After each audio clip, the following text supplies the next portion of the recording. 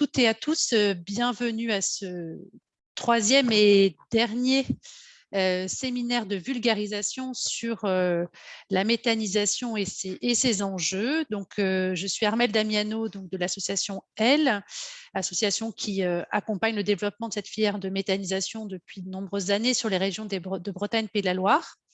Nous avons construit et voulu cette série de séminaires en visio, à la fois sur des durées assez courtes, on verra que ça passe vite, 1 heure, sur différents sujets qui nous sont remontés comme des questionnements de la part voilà, de personnes qui entendent parler de méthanisation avec beaucoup de terminologie assez technique, assez pointue.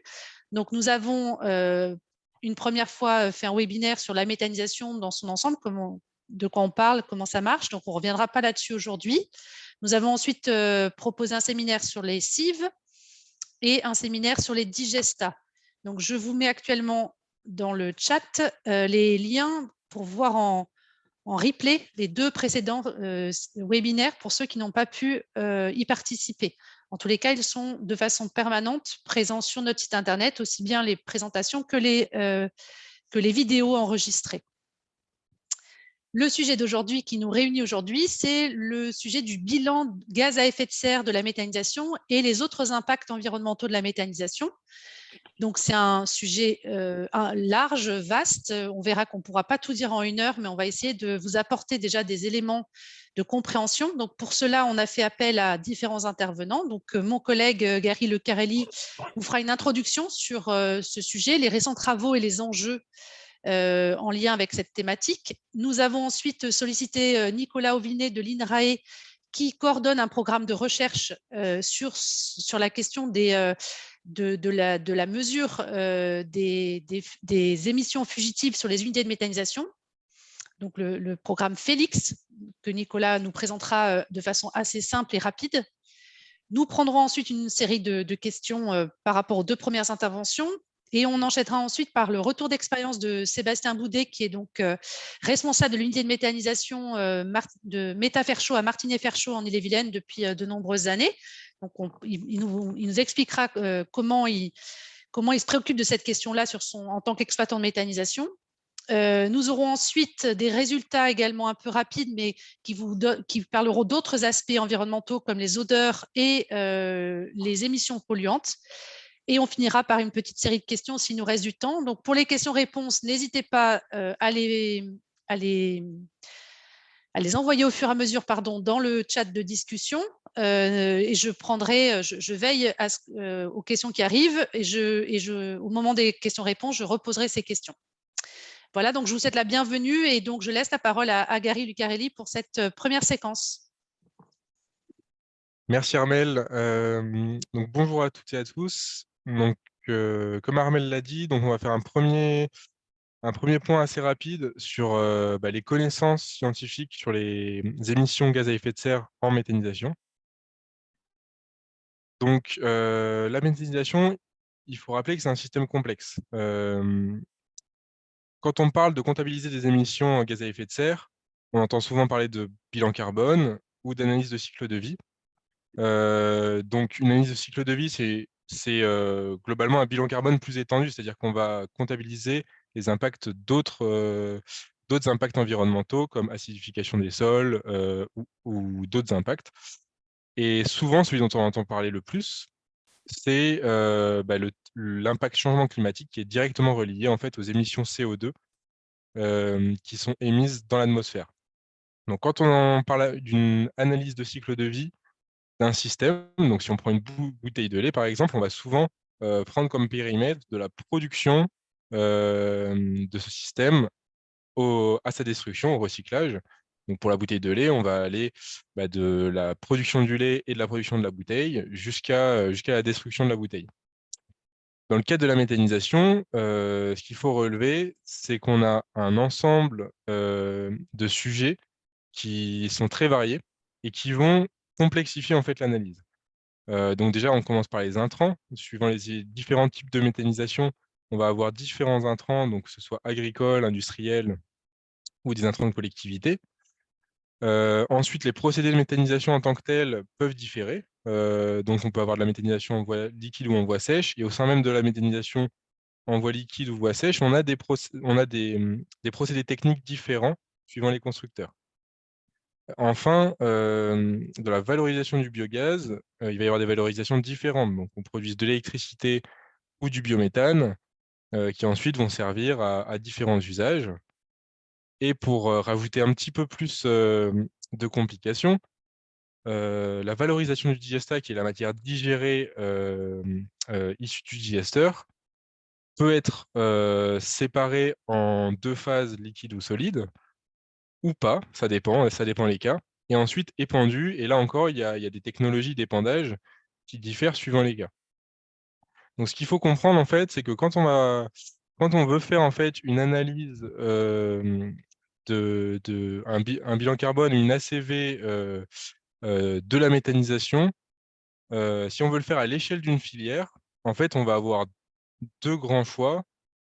Soit créer un modèle théorique qui prend des hypothèses qui sont proches de la réalité et qui sont le plus représentatifs possible, soit on va faire des enquêtes sur le terrain auprès d'unités qui fonctionnent aujourd'hui, récupérer les données réelles et avoir un groupe d'unités qui est aussi représentatif de la filière.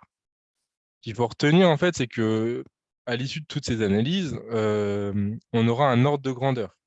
Mais les experts qui manient les ACV, en général, disent bien que quand on réalise une ACV, c'est pour un cas particulier. Et quand on veut étendre le périmètre de l'ACV, forcément, bah, on perd de la précision et après, on reste dans des ordres de grandeur. Donc aujourd'hui, ce que je vais vous présenter, c'est des résultats qui vous donnent un ordre de grandeur, une idée d'où se positionne la méthanisation en termes de gaz à effet de serre. Juste avant de vous présenter ces résultats, il y a juste un point important qu'il faut retenir, c'est le principe du carbone biogénique. En méthanisation, en fait, on a le carbone qui va être capté par la photosynthèse par les plantes, qui vont soit être digérées par un animal et produire du fumier, par exemple, soit être directement incorporé dans un méthaniseur, qui lui, du coup, produit du biogaz. Et donc, le carbone contenu dans le biogaz, une fois qu'il est brûlé, il émet du CO2. On considère en fait que ce cycle-là est un cycle court qui réutilise du carbone déjà présent dans l'atmosphère. Et contrairement au gaz fossile qui va extraire du carbone qui est présent dans les sous-sols et qui rajoute du coup du carbone dans l'atmosphère, ici, ce carbone biogénique-là est considéré comme nul. Ça, c'est une hypothèse importante. Et donc, ce qu'on va comptabiliser dans les ACV de méthanisation, ça va être plutôt typiquement les émissions, enfin, par exemple, le carburant qui est utilisé pour le transport de digestat, ou encore les fuites de biogaz, puisque le biogaz contient aussi du méthane qui, lui, est un puissant effet de serre. Donc, concernant les résultats, sur le graphique de gauche, il vous est présenté, en fait, du coup, les résultats des différentes filières d'énergie renouvelable et du gaz naturel. Et donc, ce qu'il faut regarder, c'est les deux chiffres en vert, 23 et 44, donc qui représentent du coup le résultat pour du biométhane, du coup sur la filière française. Donc là, je vous présente des chiffres qui vont considérer principalement l'injection en méthanisation. Donc, on va parler plutôt de biométhane et on ne va pas trop parler de cogénération, puisqu'en fait, les travaux récents qui ont été faits, c'est principalement sur cette filière-là. Pourquoi est-ce qu'il y a deux chiffres, 23 et 44 grammes de CO2 par mégawattheure produit?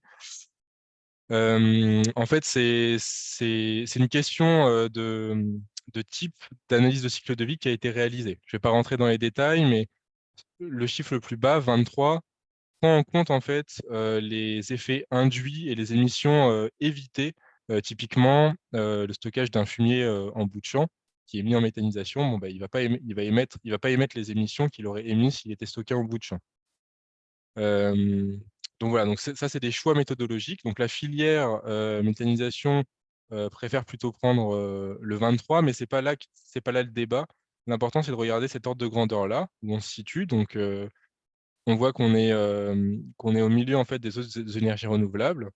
Donc là encore, c'est pas une question de les opposer, c'est plutôt de regarder par rapport au gaz naturel où est-ce qu'on est. Donc on voit qu'il y a réduction forte hein, par rapport aux émissions de gaz naturel qui est élu à 227.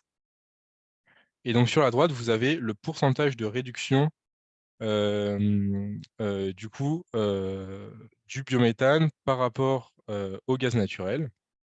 Et donc vous retrouvez les deux ACV françaises, la 23 et 44, qui correspondent aux chiffres 90 et 81. C'est les deux premières flèches sur la gauche. Et donc ce qui est intéressant, c'est de comparer ça aussi à ce qu'on a en Europe. Donc on voit qu'on a une donnée européenne à 63 et une donnée italienne à 80. Ce qu'il faut noter pour la donnée européenne, c'est ce que je vous parlais tout à l'heure, plus on élargit en fait le périmètre d'étude, plus on a un résultat qui est générique, mais du coup qui est moins parlant. Et donc là, en Europe, en fait, il y a eu plusieurs valeurs en fait, de rapports d'analyse de cycle de vie qui ont été comparées les unes aux autres. Et ce qu'il faut retenir, c'est qu'en Europe, on a notamment la filière allemande qui est prépondérante. Et donc, en France, on reste quand même sur une méthanisation, en tout cas dans l'Ouest, où on a beaucoup d'effluents d'élevage. Et donc, ça explique aussi la différence dans les résultats. Euh, et puis, bon, après, il y avait aussi d'autres débats entre spécialistes de l'ACV qui expliquaient que ce rapport avait des hypothèses conservatrices. Ce qu'il faut plutôt retenir, en tout cas, c'est qu'on est à plus de 2 fois, en tout cas, en Europe, de réduction des émissions CO2 par rapport au gaz naturel. Donc ça, c'est plutôt une bonne nouvelle. Enfin, je conclurai sur 2 points d'actualité et après je passerai la main à Nicolas Auvinet.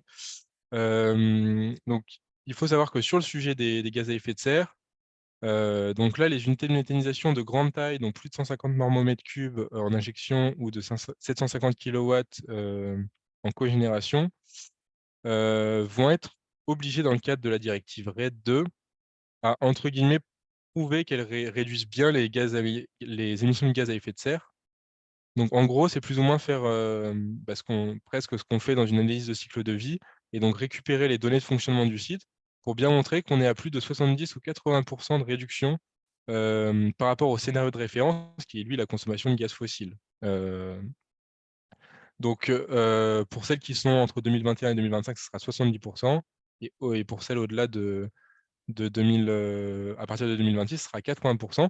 Donc il y a cette obligation-là qui rentre en vigueur. Et qui fait partie des sujets d'actualité de la filière. Et enfin, il y a quand même des points d'attention. Donc, une fois qu'on a dit que les différentes études montrent une réduction très bénéfique pour la filière des émissions de gaz à effet de serre, il y a quand même des sujets qui permettent d'avoir une réduction plus ou moins efficace. Donc, il y a des pistes qui sont creusées, notamment comme d'améliorer la performance énergétique des installations. Donc, il y a des constructeurs, par exemple, qui récupèrent la chaleur produite par les compresseurs. Et il y a aussi le sujet de réduire au maximum les potentielles émissions de fugitifs de GES. Donc, autrement dit, réduire au maximum les émissions de biogaz sur le site. Donc, le biogaz, je vous rappelle qu'il est composé de 60% de méthane et de 40% de CO2. Donc, c'est surtout le méthane qui va être là problématique. Et donc, ça, c'est ce dont va nous parler Nicolas Auvinet dans le cadre du projet Félix. Donc, je lui laisse la parole.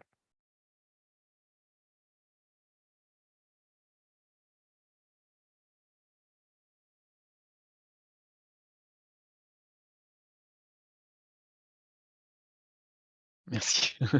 Bonjour, donc Nicolas Auvinet, je suis ingénieur à l'INRAE dans l'unité Opale. Donc on est installé sur Rennes et on travaille sur la valorisation, la connaissance sur les gisements organiques depuis déjà quelques décennies.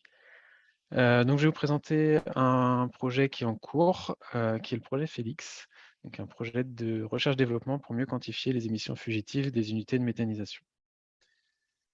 Alors, pour commencer, qu'est-ce qu'une émission fugitive? Donc, Gary a reparlé de tout ce qui était méthanisation. Donc là, on a le petit schéma en bas à gauche qui présente une unité, un petit de méthanisation avec un digesteur, un post-digesteur. Donc, on va chercher à dégrader la matière organique en absence d'oxygène, ce qui va produire du biogaz principalement composé de méthane à environ 60%. Celui-ci va être valorisé soit par cogénération, soit par injection. Et donc, les émissions fugitives, ça va être toutes les fuites de ce gaz qui vont être relarguées directement à l'atmosphère et donc qui ne vont pas être valorisées. Donc là, on cherche à produire un biogaz avec l'idée de le valoriser derrière. Et ces émissions fugitives, en fait, on va pas les valoriser et elles vont être relarguées à l'atmosphère. Alors, pour vous montrer un petit exemple de ce que peut être une émission fugitive, il y a une petite vidéo à droite. Donc là, on est en fait sur un câble d'un mélangeur qui est présent dans la fosse du digesteur, qui peut être réglé en hauteur, donc qui est activé par un câble. Et donc, normalement, on met de la graisse pour éviter qu'il y ait une fuite de biogaz à ce niveau-là, parce qu'on est directement en phase avec le digesteur. Et à force de bouger ce mélangeur, de le monter ou redescendre, la graisse s'en va. Et si on ne régresse pas à cet endroit, eh ben, on voit des petites volutes de fumée qui sortent. Donc j'espère que vous les voyez bien. Et donc là, c'est une image qui est issue d'une caméra de détection de gaz. Donc on voit vraiment le flux de méthane qui s'échappe. Donc là, on a un biogaz qui a été mis à l'atmosphère et qui n'est pas valorisé. Donc voici une émission fugitive. Il existe plusieurs façons de les détecter. On a des détecteurs de gaz, souvent appelés des sniffers, qui vont permettre de mesurer la concentration de gaz. Donc souvent, on va l'utiliser quand on a une idée, on pense qu'il y a une émission fugitive à un endroit. Donc on va l'utiliser pour essayer de trouver d'où provient l'émission fugitive et de confirmer nos doutes. Mais c'est assez difficile à utiliser parce qu'il n'y a pas de visualisation directe, donc il va falloir chercher un peu pour essayer de trouver l'endroit d'émission.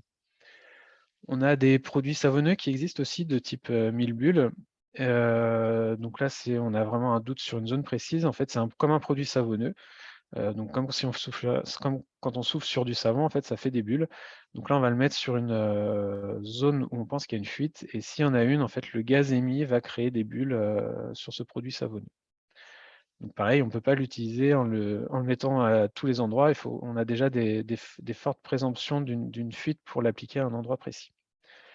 Donc ça, c'est des choses qui peuvent être utilisées par les exploitants sur site. Après, il y a d'autres méthodes un peu plus précises, les détecteurs laser, qui vont permettre de détecter précisément une zone d'émission de méthane, et des caméras à détection de gaz, qui vont permettre donc l'image qu'on a vue tout de suite, c'était issue de ces caméras, qui vont permettre de détecter l'émission, mais sans quantification derrière. Donc c'est une méthode, détecteur laser et caméra de détection de gaz, ce sont des méthodes plutôt rapides et qui permettent de déterminer précisément la zone d'émission. Pourquoi c'est important de faire des bilans sur les émissions fugitives, donc on ne valorise pas ces émissions fugitives, et il y a plusieurs enjeux derrière. Il y a un enjeu environnemental, c'est-à-dire qu'on va libérer un gaz à effet de serre directement à l'atmosphère, notamment du méthane, qui a un pouvoir plus important sur l'effet de serre que le dioxyde de carbone. Il a un pouvoir 25 fois plus important que le dioxyde de carbone. Il y a aussi un enjeu économique, c'est-à-dire que pour l'exploitant, ce gaz qui n'est pas valorisé, donc il n'y a pas de production d'électricité ou n'est pas mis en injection. Donc c'est une perte de revenus potentiels. Et il y a aussi un enjeu de sécurité, donc on est sur un gaz qui est très riche, notamment en méthane, donc il y a un risque d'explosion. Il peut y avoir aussi d'autres gaz de type H2S qui peuvent engendrer d'autres risques de sécurité. Le constat qui est fait aussi, c'est qu'il y a peu de données existantes. Donc on a vu, on a des moyens de détection, mais pas forcément de quantification. Donc dans les publications scientifiques, on a des estimations qui vont de 1 à 10% de la production d'un site, donc un écart très important qui peut remettre en cause l'utilité d'une installation de méthanisation quand on arrive autour des 10%, voire plus. Mais il y a quand même un gros manque de données, donc c'est pour ça qu'on a créé ce projet Félix. Si tu peux passer, Gary. Donc, il est issu d'un premier projet qui était le projet TrackHelix, un projet ADEME, qui visait à mettre au point une méthode de quantification à partir des images des caméras à détection de gaz. Donc ce projet s'est déroulé en 3 grandes phases. Une première phase où c'était plutôt de la découverte d'utilisation de ces caméras à détection de gaz.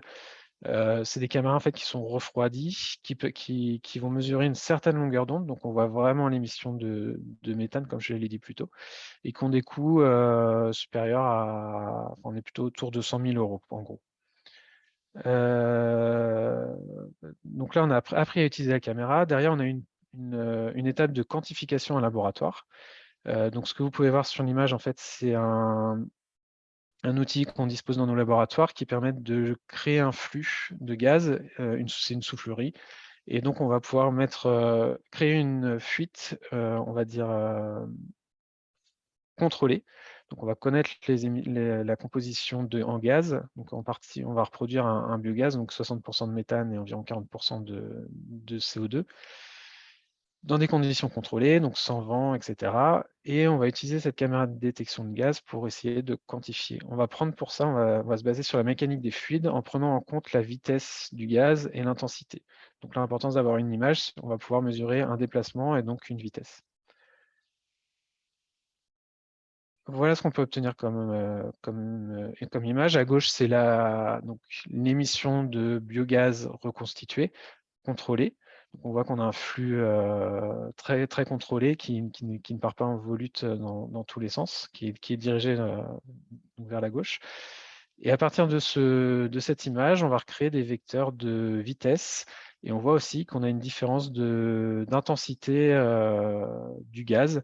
Donc, en faisant le parallèle entre ces deux données, on va pouvoir quantifier l'émission de biogaz émise. Ensuite, on a mis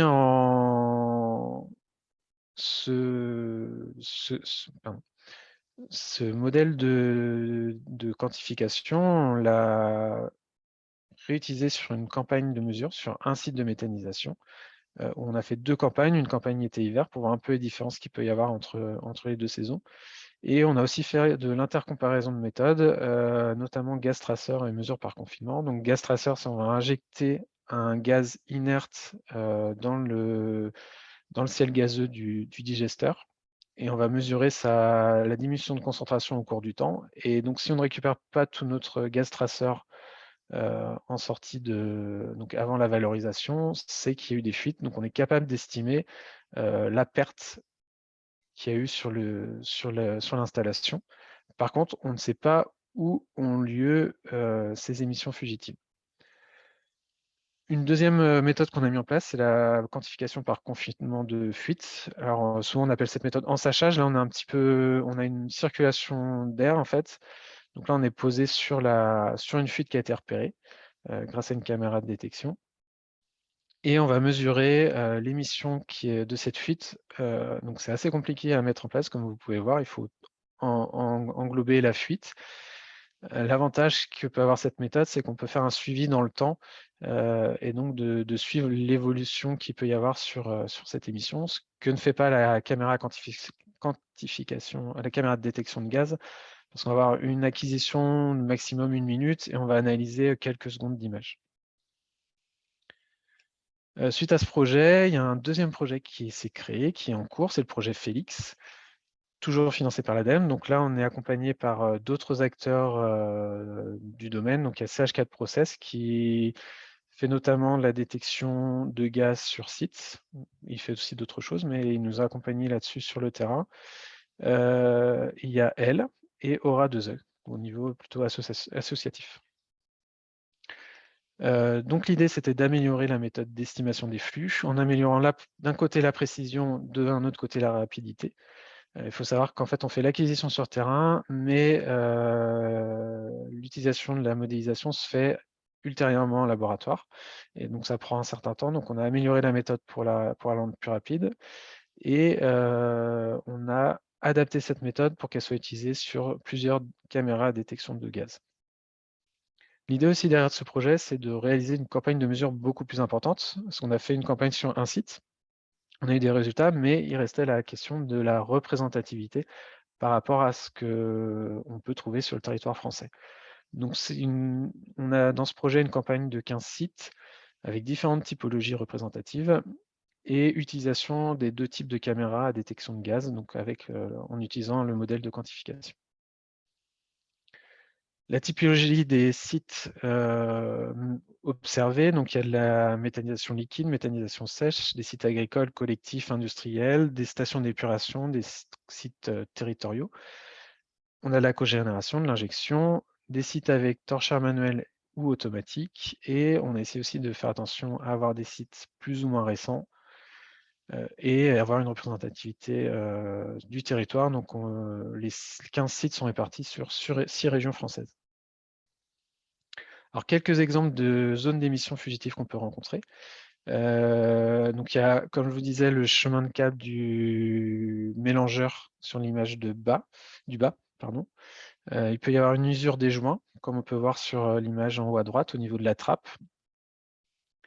Donc ça, c'est des choses qu'on peut rencontrer. On peut rencontrer d'autres émissions fugitives sur les zones d'épuration du gaz, avec des défauts de serrage notamment, défauts du joint. Donc voilà, en haut à droite, on est sur une colonne de charbon actif où le joint a été mal remis, donc il y avait un espace où il y avait une émission fugitive. Et c'est à peu près pareil sur les 2 autres. Ce qui ressort de ces études, donc alors Félix est toujours en cours, mais un intérêt de la méthode, c'est qu'on a une détection rapide des zones d'émission. On peut quantifier assez facilement ces émissions fugitives. Alors souvent en détection, l'opérateur va être juste avec sa caméra. Ici, on doit faire une acquisition un peu plus cadrée sur trépied pour qu'il n'y ait pas de mouvement. Cette méthode a permis de prendre en compte l'impact de chaque émission fugitive et elle est assez facile à mettre en place, malgré le fait que les résultats ne sont pas instantanés et qu'il y a toujours une étape de retour laboratoire pour finir la méthode de la quantification. Les limites de la mesure, on est sur donc il peut y avoir des limites au niveau des conditions de mesure sur terrain, notamment au niveau de la météo. C'est notamment le vent qui va rendre le flux très mouvant et donc une captation de l'image compliquée.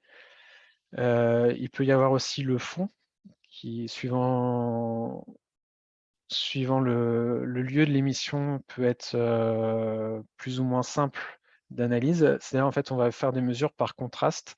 On a un gaz qui sort à une certaine température et qui a un contraste de température, notamment avec le fond. Et si on a suivant le lieu, ça peut être plus ou moins, ce contraste peut être plus ou moins faible et donc peut engendrer une complexité de la mesure. On peut aussi avoir une complexité des fuites avec une volute qui peut être multidirectionnelle. Donc là, on commence à avoir des difficultés à prendre en compte la totalité de la mesure. Et dans les limites, justement, liées à ça, il nous faut toujours un opérateur au laboratoire pour essayer de trouver le meilleur moment d'analyse de l'émission pour avoir une mesure représentative. Les limites des caméras, c'est aussi qu'elles ne permettent pas de détecter les émissions produites au stockage, parce qu'on est sur un flux très diffus, donc il n'y a pas assez de concentration pour pouvoir la mesurer. Et l'autre grosse limite, donc j'en ai un peu parlé avant, c'est que c'est des mesures ponctuelles, donc on n'a pas la variation dans le temps de l'émission fugitive. Concernant les émissions fugitives, ce qui a été repéré donc, sur les 15 sites où on a effectué des mesures, c'est qu'il peut y avoir des grandes variabilités entre les sites, que ce soit en nombre d'émissions fugitives, dans les zones d'émission, mais aussi en valeur d'émission. Généralement, on est plutôt sur des faibles débits. Après, ça peut varier selon les sites. Généralement, sur les meilleurs sites, on va être inférieur à 1% du flux de biogaz valorisé, voire on peut descendre à 0,5. Sur d'autres sites, on peut monter à quelques pourcents. Par contre, ce qu'on peut repérer, c'est que la plupart des zones de fuite sont facilement réparables, que ce soit par un entretien régulier, mais aussi une vérification, c'est-à-dire dès qu'on a une action sur un joint ou autre, eh ben l'opérateur peut déjà faire des vérifications par lui-même, c'est-à-dire s'il a un sniffer, c'est le passer autour de sa zone de réparation pour vérifier qu'il n'y ait pas de problème. Mais la plupart sont réparables. Certaines sont plus compliquées, donc là, il y a une gestion différente. Et après, ce que ça montre aussi donc, dans les mesures, c'est l'importance de la gestion du site, notamment alors, la gestion des intrants. Une chose dont je n'ai pas parlé dans cette présentation, c'est les émissions aux soupapes. sur certains sites, si on a trop d'intrants, notamment s'il y a trop d'intrants, on peut produire plus de biogaz que ce qu'est capable de capter la valorisation. Donc on va avoir une pression dans le gazomètre qui va augmenter. Et donc pour éviter d'avoir un accident, il va y avoir un dégazage qui va se faire, soit au niveau des soupapes, soit au niveau de la torchère. Donc cette gestion est très importante pour éviter d'avoir des émissions au niveau des soupapes. Celles-ci, elles sont compliquées à mesurer. On pourrait les mesurer avec des caméras à détection de gaz, mais la difficulté, c'est qu'on est sur un flux très concentré. Donc, on va avoir du mal à mesurer quelque chose parce qu'on ne va pas avoir de variation de l'émission. Et deuxièmement, les soupapes, normalement, ne se déclenchent pas, mais elles se déclenchent de temps en temps. Donc, c'est difficile d'être présent sur un site pour pouvoir le mesurer. Et d'autre part, il peut être assez compliqué de savoir le temps de déclenchement de ces soupapes et donc de l'émission.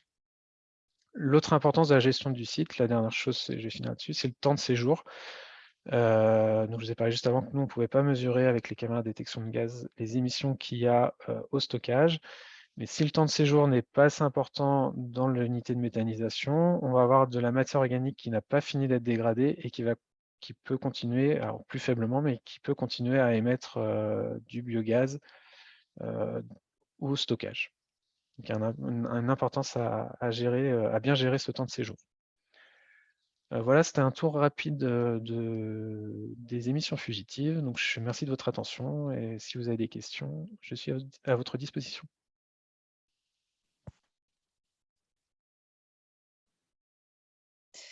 Oui, merci Nicolas pour cette intervention. Alors, effectivement, il y a quelques questions qui sont arrivées sur le chat au fur et à mesure, donc je vais les lire dans l'ordre de leur arrivée. Et puis, si vous en avez encore quelques-unes, n'hésitez pas. Alors, il y a une première question, on revient un petit peu au sujet de l'ACV. Donc, c'est écrit, si j'ai bien compris, l'analyse par ACV inclut l'ensemble des effets d'un processus de méthanisation. Et la simple évaluation de la production de GES repose essentiellement sur l'installation elle-même, dans sa conception notamment. Est-ce qu'on a une réponse peut-être, Gary, à ça, la différence de périmètre et peut-être repréciser un petit peu la différence entre ACV et bilan GES? Alors, une ACV, en fait, au départ d'une ACV, les personnes qui vont réaliser ces ACV-là vont choisir en fait leur périmètre. Donc, le périmètre, il peut être très restreint ou bien plus large, et du coup, on peut avoir des conclusions complètement différentes suivant le périmètre. En général, on essaie d'avoir le périmètre le plus large possible pour prendre en compte l'ensemble des impacts tout le long de la chaîne de valeur, donc que ce soit de la production des matériaux de l'unité de méthanisation, typiquement le béton qui est coulé pour les fosses, mais aussi la production des cultures et le carburant dépensé dans la production des cultures, jusqu'à l'épandage du digesta. On essaie d'être en général, dans les ACV, on essaie d'être le plus large possible, même si ça pose toujours la question des données. Il faut toujours réussir à mettre des données en face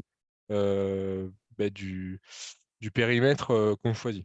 Donc, je ne sais pas si ça répond bien à la question, mais en tout cas, voilà, il faut garder en tête que les périmètres ne sont pas définis et ne sont pas les mêmes forcément pour chaque analyse de cycle de vie, ce qui rend les choses compliquées à comparer. Là, je parlais tout à l'heure de la moyenne européenne. En fait, ça donne vraiment des ordres de grandeur, mais c'est vraiment, c'est pas très précis en fait, puisque les hypothèses au sein même des ACV sont différentes. Alors, c'est d'où la deuxième question de Anne Guillouette, c'est est-ce qu'il existe une base de référence pour les ACV de la méthanisation? Donc, ce qu'on peut retenir, c'est qu'on va pouvoir voir plusieurs résultats d'ACV concernant la filière de méthanisation parce que justement, on peut avoir des périmètres qui sont différents, des conditions de réalisation et de mise en place de la méthanisation qui diffèrent fortement d'un pays à l'autre. Et donc, forcément, on aura toujours plusieurs résultats d'ACV. Comme le disait Gary, ce qui est important de retenir, c'est la valeur comparativement à des valeurs d'énergie plus standard et fossile à laquelle on essaye de se substituer, mais vous n'aurez jamais une seule valeur valable de façon générique pour toutes les unités de méthanisation. C'est ça. Alors, il y a une autre question qui était posée sur les fuites de méthane. Est-ce qu'elles peuvent être brûlées pour ne pas relâcher au pire que du CO2 ?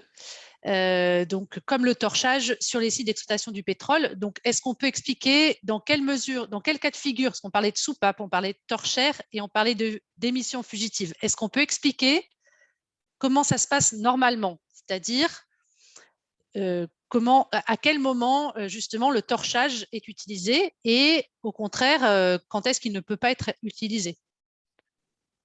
Alors, j'ai donné peut-être que Sébastien pourra venir aussi en complément parce qu'il a plus d'informations de terrain. De ma compréhension, donc il va y avoir des émissions qui peuvent, au niveau de la soupape, donc c'est surtout la pression qui va engendrer la mise en fonctionnement de la soupape. Elle peut être ça peut être assez court, donc dans ce timing, il va être compliqué de déclencher une torchère. Il faut savoir que la plupart des torchères sur les sites de méthanisation sont en fonctionnement manuel. Donc il faut qu'il y ait un opérateur un technicien qui aille, un opérateur du site qui la déclenche. Justement, dans le projet, on va aussi tester de mettre en place un site qui est en torchère manuel, le passer en torchère automatique pour voir un peu l'impact que ça peut avoir. Donc la torchère va être surtout mise en place, va être déclenchée s'il y a une fuite plutôt longue dans le temps. Et il faut savoir que ça peut aussi avoir un impact sur la production de biogaz et la valorisation de biogaz. Donc là, le déclenchement peut être un peu compliqué par moment. Sébastien, tu veux apporter une précision par rapport à ça? Bien sûr. Effectivement, alors, sur mon site qui est en exploitation depuis 6 ans, j'ai une torchère manuelle qui est réglementaire et je l'active quand j'ai effectivement trop de gaz dans mes gazomètres et que plutôt que la soupape de sécurité relâche du méthane brut dans l'atmosphère, effectivement, brûler ce biogaz-là et rejeter du CO2, ce qui est moins pire. On active la torchère dans des cas, c'est très, très ponctuel. Alors, ça dépend des installations, mais généralement, c'est souvent dû à une maintenance sur les moteurs. Alors, moi, je suis en cogénération, et donc il suffit que j'ai un arrêt moteur pour une maintenance préventive ou une maintenance curative ou Enedis qui nous a demandé de quitter le réseau parce qu'ils sont en réparation. Donc forcément, mes bactéries, elles continuent à travailler et mes gazomètres, eh bien, ils se remplissent. Et donc, c'est là où j'active ma torchère. Ça a été cité tout à l'heure, la maîtrise de ces intrants est importante aussi, puisque trop donner à manger peut provoquer une surproduction par rapport à la capacité des moteurs dans le cas d'une cogénération ou dans le cas d'une injection où l'épurateur ne va pas forcément suivre. Donc, la gestion en amont, elle est importante. Alors, dans notre cas, nous, on se fait accompagner par un biologiste qui nous prépare une ration en fonction de ce que j'ai sur ma plateforme de stockage qui permet au moteur de tourner au nominal, mais pas plus. Et donc, moi, la dernière fois que j'ai allumé ma torchère, c'était au mois de juillet. Voilà. Très bien. Donc, en résumé, pour ne pas que la soupape se déclenche, on actionne la torchère qui transforme le méthane, à minima qui renvoie du CO2, du méthane dans l'atmosphère. Par contre, les émissions fugitives, qui sont des petites émissions à plusieurs endroits de l'installation, qui sont facilement réparables, mais pour les réparer, encore faut-il les détecter, elles ne peuvent pas être récupérées et donc ne peuvent pas être torchées. D'où l'importance de les surveiller et de les réparer pour éviter les émissions de méthane brut. Une autre question, je ne sais pas si vous avez la réponse, où en sommes-nous avec des détecteurs de méthane par drone? J'imagine que c'est par rapport à la question des émissions diffuse sur les stockages, est-ce qu'on peut envisager d'avoir des détections par drone de ces émissions? Alors, justement, on est en réflexion pour monter un projet là-dessus. Donc, pour l'instant, on n'a pas de... il commence à y avoir des technologies qui arrivent. Et l'idée, c'est de, comme on a fait avec les caméras de détection de gaz, donc c'est de pouvoir les tester sur le terrain et voir si on arrive à faire de la quantification avec. Donc, c'est quelque chose qui devrait arriver, enfin, qui est en réflexion et qui devrait venir. Donc, continuer à acquérir de la connaissance sur ces sujets-là.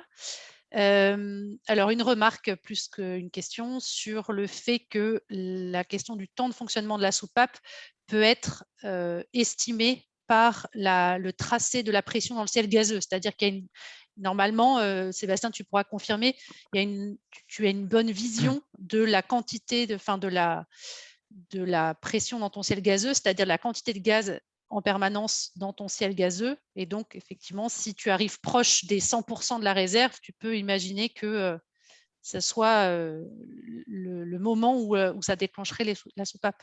Est-ce que tu peux préciser peut-être ce point-là? Alors, donc, pour resituer peut-être un petit peu avant tout, c'est que donc moi, je m'occupe d'unité de méthanisation. Donc, c'est un petit collectif, on est 6 associés et on est sur un site qui est dédié, donc qui a démarré en 2016 en cogénération. Donc, moi, c'est mon lieu de travail principal. Je ne suis pas, ce n'est pas une méta, c'est une méta agricole, mais qui n'est pas directement sur une ferme.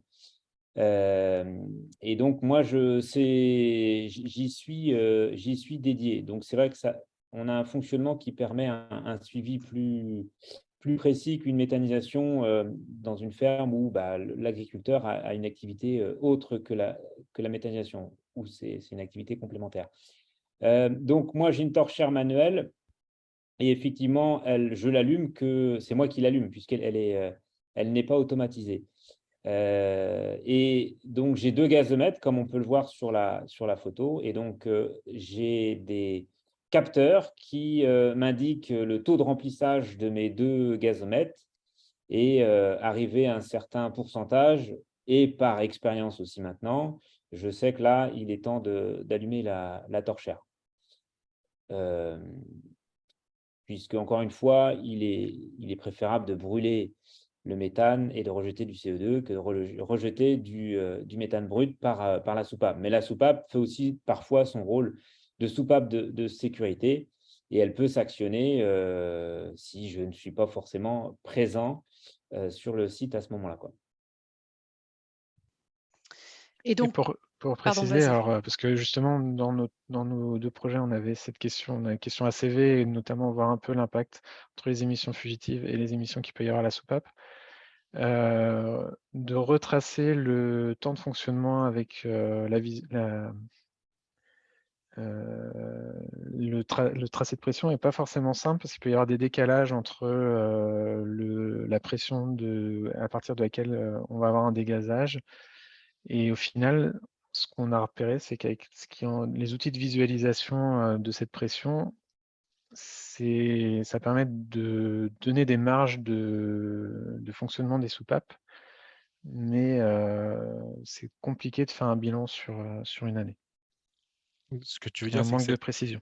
cette méthode-là, en fait, c'est pas forcément une méthode à privilégier pour réussir à estimer les émissions qui ont été, enfin, tout le biogaz qui a été émis à ce moment-là dans l'atmosphère. Voilà.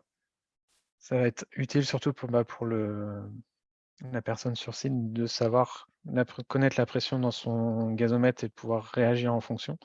Mais ça va être de faire un bilan à partir de ces données-là, c'est compliqué.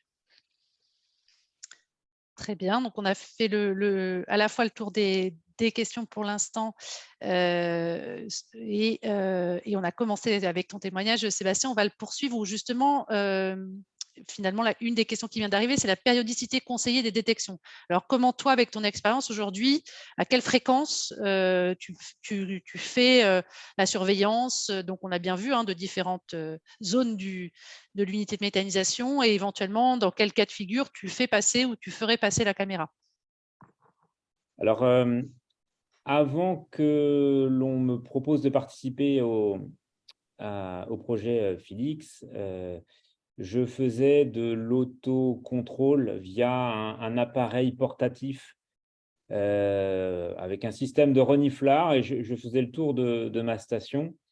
Donc, pour que ce soit efficace, il faut choisir un jour où il fait beau, où il n'y a pas trop de vent. C'est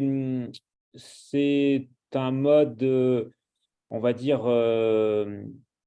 efficace, mais qui a ses limites, puisque je ne peux pas forcément aller dans tous les endroits. Et donc, c'était il y a un an, jour pour jour, d'ailleurs, c'était le 18 novembre. Donc, j'ai eu toute une équipe là, qui a débarqué avec du matériel conséquent et qui m'a fait prendre conscience de fuites, en tout cas à un endroit que je n'avais pas du tout soupçonné. Autant il y a d'autres endroits, et on a vu une photo tout à l'heure. Moi, j'ai un digesteur qui est dallé, donc ce n'est pas un gazomètre, mais c'est une dalle béton. Et donc, j'ai des trappes avec des joints qui sont des consommables et qui s'usent de par le temps, et puis l'aspect corrosif du biogaz et du soufre dans ma fosse. Donc là, je n'étais pas très surpris qu'il y ait des microfites, mais c'était plutôt à une soupape où j'avais donc une corrosion dans un bol en inox qui faisait étanchéité avec de l'eau. Et bon, voilà, je l'ai réparé assez simplement, et depuis, j'ai refait des tests et ça ne fuit plus. Donc, c'est vraiment un moyen vraiment très, très efficace, c'est caméra technique. Donc, du coup, c'est aussi une compétence externe. Donc, ça, c'était il y a un an. Donc, je ne l'avais pas fait les 5 premières années, si ce n'est avec mon système de reniflard. Et je conseillerais de le faire au moins une fois maintenant, tous les ans, tous les ans et demi. Donc, bientôt falloir que je fasse revenir une équipe. Alors, c'est vrai que ça a un coût, donc c'est à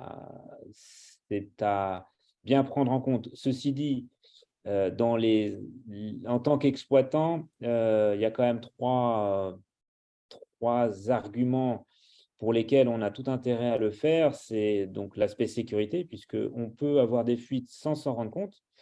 Le méthane est quand même inodore, et heureusement, on a un petit peu de soufre dans notre ciel gazeux qui peut nous en avertir, mais néanmoins, il y a des endroits où c'est pas évident de les détecter à l'odeur, avec le nez. Il y a l'aspect environnemental, et puis bien sûr, il y a l'aspect économique. Ce gaz qui fuit, c'est du gaz qu'on ne va pas valoriser. Donc, c'est un procédé qui est assez récent. La filière de la méthanisation agricole, elle est quand même assez jeune.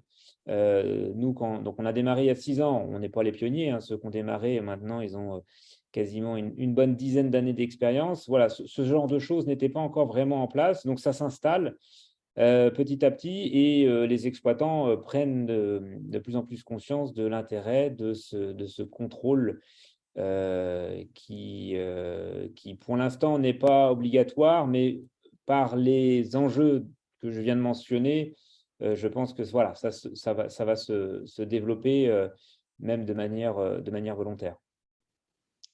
Peut-être donner un ordre de grandeur du coût du passage de la caméra, de cette caméra? Alors, j'ai plus les devis en tête, mais on était quand même sur, alors je crois qu'il y a différents types de caméras, mais on est quand même, ces genres d'intervention, on a tout intérêt à mutualiser avec une autre méthanisation à proximité, parce que je crois que c'est quasiment 3 000 € la journée. Alors ça a peut-être baissé, peut-être que je me trompe de 500 à 1 000 €, mais c'est ce que j'avais à peu près en tête. Donc forcément, c'est une dépense qui n'est pas anecdotique, mais qui pourtant a sa pertinence, quoi. Très bien.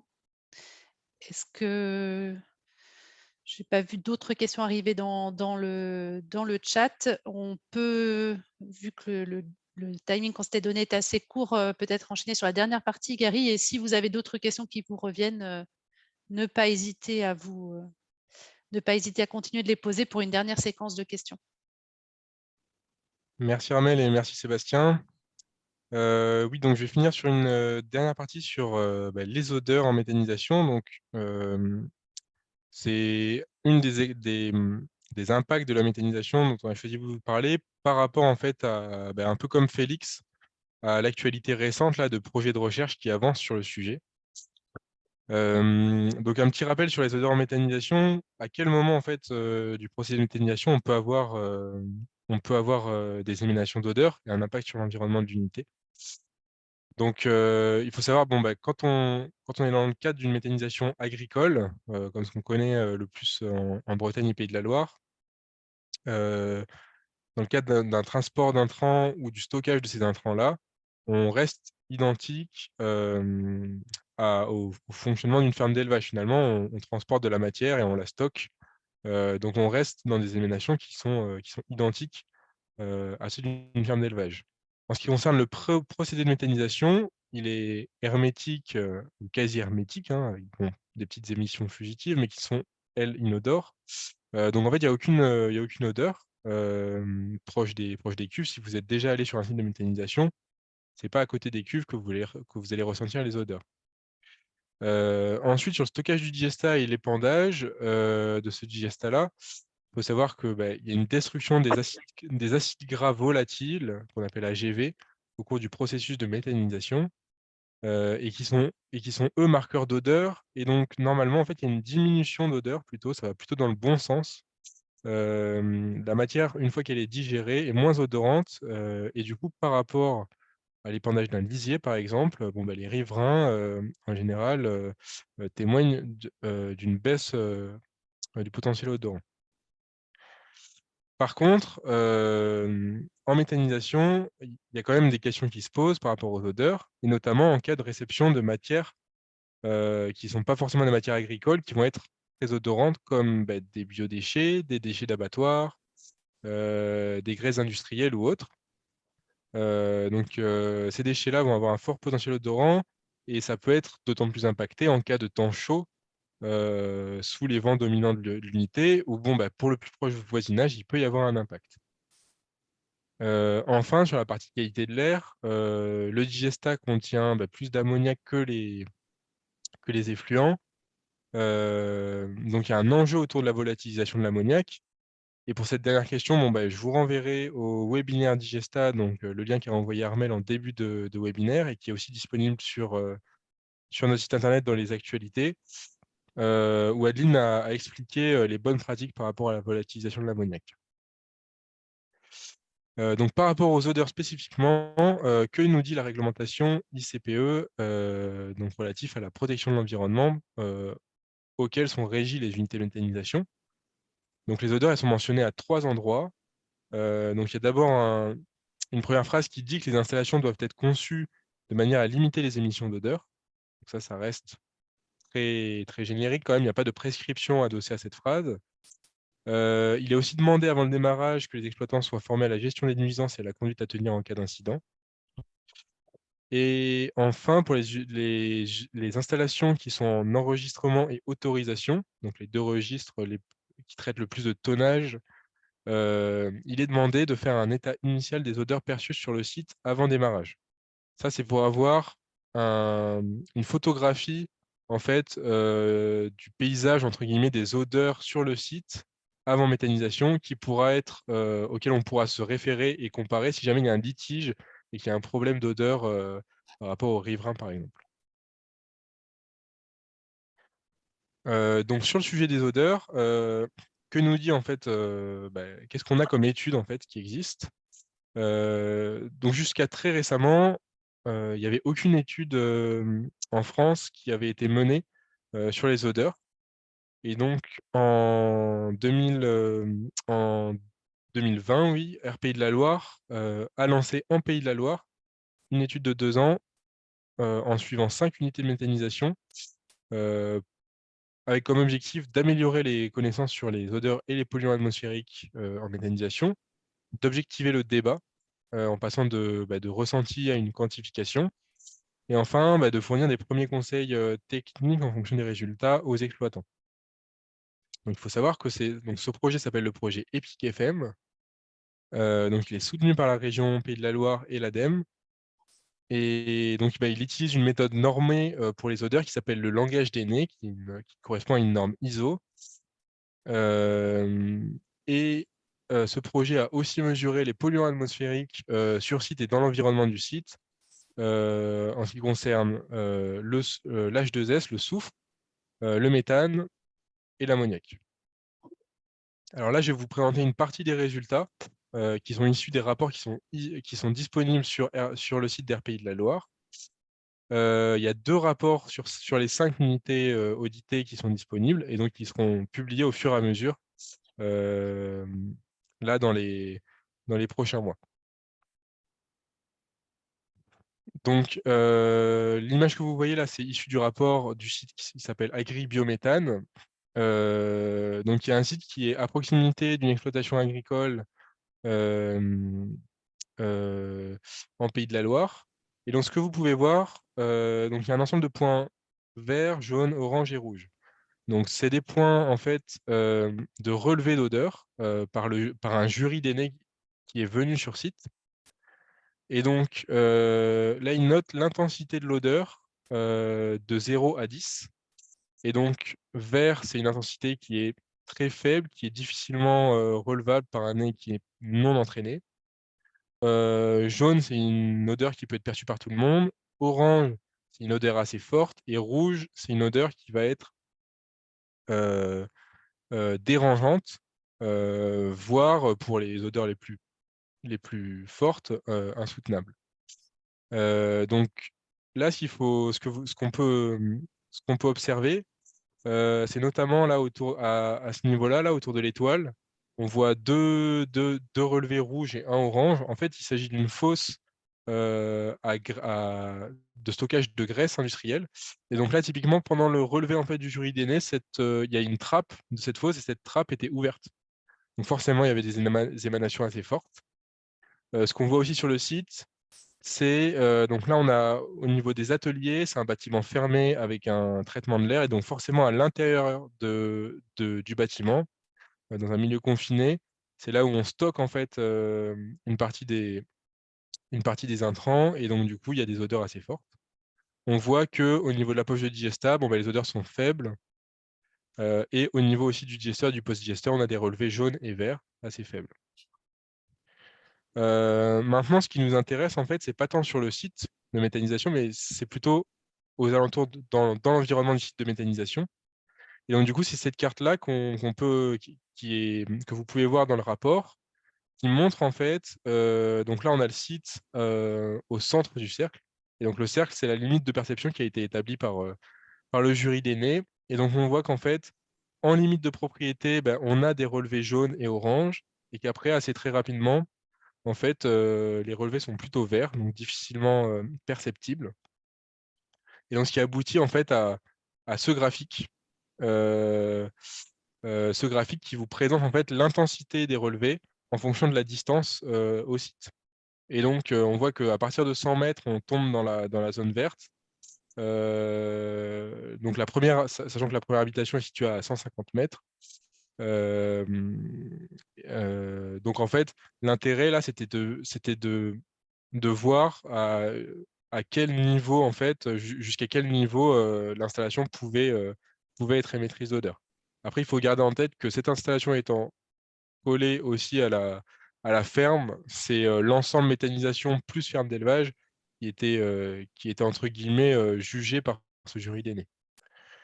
Du coup, en ce qui concerne les conclusions, donc là, il n'y a que 2 rapports qui sont sortis, donc il faudra attendre l'ensemble des rapports, mais les premières conclusions relevées par RPI de la Loire témoignent d'une influence directe en limite de propriété au niveau des odeurs, mais qui reste dans le même ordre de grandeur qu'une exploitation agricole d'élevage. Et que, on s'y attendait, mais que les éliminations proviennent en très grande partie des intrants, au moment du stockage, au moment du déchargement, et en particulier aussi les intrants avec un fort potentiel odorant comme des graisses. Et donc, là, dans le cas d'agribiométhane, ils ont conclu que pour cette méthanisation qui est une méthanisation agricole, que le niveau d'odeur est peu perceptible dans son environnement. Ils ont quand même relevé un certain nombre de bonnes pratiques, surtout qui concernent surtout les matières odorantes, donc type comme du transport dans des bennes étanches, avoir du rinçage de camions fréquents, peut-être avoir des gestions de déchets en flux tendu si possible pour éviter le stockage sur site, et de réaliser les chargements et livraisons dans un bâtiment fermé avec traitement de l'air. Évidemment, il faut un dialogue régulier, idéalement avec les riverains, si jamais il y a des nuisances régulières, pour s'assurer en fait et pour adapter la gestion aussi de son site. Voilà, donc je n'irai pas plus loin sur cette étude-là, mais dans le rapport, vous pourrez voir aussi qu'il y a une partie qualité de l'air, avec, comme je vous disais tout à l'heure, l'ammoniac, le soufre et le méthane. Et ça rejoint un peu les conclusions sur les odeurs, qui sont de dire que bon, bah, on peut mesurer une influence directe en limite de propriété sur ces paramètres qualité de l'air, mais qu'après, en fait, à la première habitation, il y a soit très peu d'influence, soit une influence difficilement observable par le petit laboratoire mobile de RPI de la Loire qui mesure ces polluants-là. Donc n'hésitez pas à aller sur rpl.org où sont disponibles les 2 premiers rapports. Voilà, et donc on va finir avec une série de questions, que ce soit sur les odeurs ou d'autres points de la présentation. N'hésitez pas à écrire un petit message dans le chat. Je vois qu'on arrive à l'heure de présentation. Armelle, je te laisse nous lire les questions. Oui, bah pour finir, il y a une petite touche d'humour avec la question. Donc, selon si on parle de jury d'aînés ou de jury donnés, la question, si j'ai bien compris, demande comment on compose un jury. Est-ce qu'on sait, ce sont des volontaires, des gens du voisinage? Est-ce qu'on a une idée de comment on compose les jurys? Alors, un jury d'aînés, c'est pas possible que ce soit des personnes lambda, parce que alors si je reviens juste brièvement à l'illustration qu'il y avait là au niveau de la méthode, en fait, c'est une méthode qui, enfin, pour devenir un nez, en fait, il faut avoir une formation, parce qu'il faut être formé à arriver à distinguer les différentes notes odorantes. Et donc là, j'ai parlé uniquement d'intensité, mais dans l'étude, ils ont aussi relevé est-ce qu'on est plutôt, alors là, je vais vous lire des termes barbares, mais typiquement sur du terpénique, sur de l'alkyle, sur de l'aromatique ou du soufré. Et au sein de chacune de ces catégories, il y a différentes notes odorantes après. Donc, ce n'est pas du tout quelqu'un du voisinage qui peut y participer, c'est des gens qualifiés. Très bien. Donc, j'ai pas vu d'autres questions dans le chat. Éventuellement, Nicolas ou Sébastien, si vous souhaitez ajouter des choses, c'est parfaitement possible pour encore quelques minutes. Et sinon, bah, on va en rester là pour cette question. En tous les cas, on a ce qui nous intéresse par rapport à l'exercice, et merci de votre participation. Merci aussi aux intervenants qui font l'effort, nous le pensons, de rendre compréhensibles ces enjeux et ces questions qui sont particulièrement complexes. Donc, vous l'aurez bien compris que l'enjeu de ces webinaires était d'essayer de rendre compréhensibles les programmes de recherche en cours, les connaissances scientifiques, mais également les retours d'expérience de terrain. Donc, si vous avez d'autres sujets, d'autres questions que vous vous posez et vous n'avez pas pu avoir de réponses claires, simples, peut-être objectivées par différentes sources d'informations, n'hésitez pas à nous envoyer vos idées, vos suggestions, puisque là, pour l'année 2022, c'était le dernier webinaire thématique, mais que nous sommes disposés à en organiser d'autres sans doute l'année prochaine s'il y a d'autres sujets.